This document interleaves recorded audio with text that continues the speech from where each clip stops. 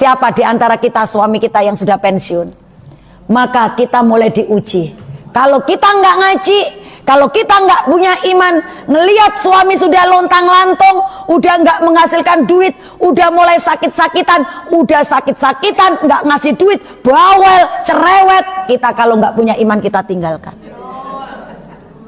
Kenapa kita tetap jaga? Karena kita ngaji. Karena rumah tanggalah yang akan bisa mengantarkan kita ke surga.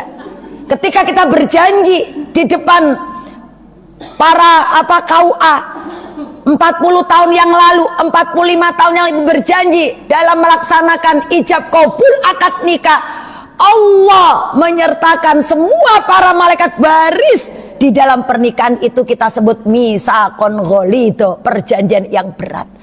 Makanya orang dulu kenapa awet menjaga pernikahannya? Karena orang dulu walaupun tidak ngaji sana sini, tapi orang dulu tidak kebanyakan gaya kayak orang sekarang.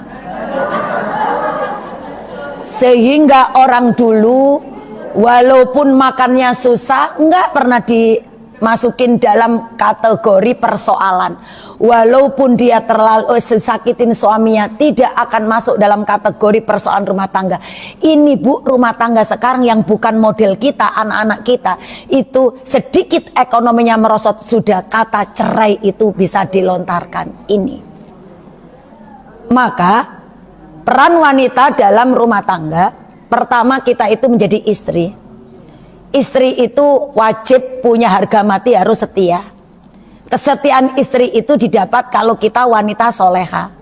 Dalam surat An-Nisa ayat 34, ibu apal, siapa sih wanita soleha? Jadi istri itu perannya menjaga kesetiaan. Dan kesetiaan itu yang telah diajarkan oleh Allah dan Rasulnya, sehingga dengan setia itu keluarganya Rasulullah dengan beristri Khadijah binti Khuwailid, kemudian beristri dengan Aisyah, dan Rasulullah pun tidak pernah yang namanya membentak perempuan, apalagi istrinya, pembantunya aja nggak pernah dibentak. Nah, kita pun sebagai istri menjaga kesetiaan itu, maka kita wajib berbalut kesolehan kita sebagai seorang wanita. Solehnya wanita itu diantaranya dituangkan oleh Allah dalam Al-Quran surat An-Nisa ayat 34, fassolihatu qonitatun hafidhatun lil ghaibi bima hafidhallah. Siapa sih wanita soleha? Yang qonitatun, taatnya kepada Allah sudah mendarah daging dengan istiqomah, ditambah ketaatannya kepada Allah, tidak hanya menjalankan ibadah wajib tapi ibadah sunnah. Itu qonitatun. Jadi qonitatun itu tidak akan sholat subuh sebelum qobliyah. Qonitatun itu habis sholat subuh nggak akan berhenti, terus wirid dzikir. Qonitatun itu setiap habis sholat selain qobliyah ba'diyah selalu membaca ayat suci Al-Quran. Qonitatun itu senang baca sholawat. Qonitatun itu senang sholat sunat duha. Qonitatun itu selalu menegakkan sholat sunat malam. Qonitatun itu menjalankan ibadah sunnah. Di saat kita menambah ibadah yang wajib dengan ibadah sunnah, saat itu pula Allah akan membereskan semua persoalan rumah tangga kita. Di saat wanita itu qonitatun, taatnya kepada Allah di atas rata-rata. Maka ketika kita sudah taatnya di atas rata-rata, muncul sabar yang top, muncul syukur yang top, muncul banyak ngalah, muncul tawadu. Itu dari sebab ibu menjalankan perbanyak ibadah sunnah. Karena amalan-amalan soleh itu akan bisa menaikkan kualitas iman. Al-imanu yazidun wa yankusun.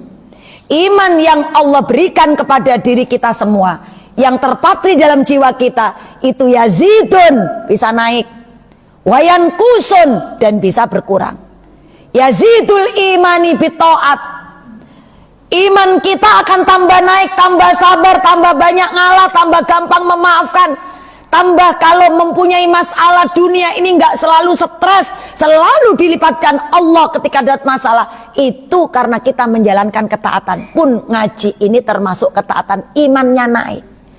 Orang kalau imannya naik, maka segala macam problem dalam rumah tangga kita cukup katakan qadarullah, atau kita katakan gitu aja kok repot. Itu iman naik.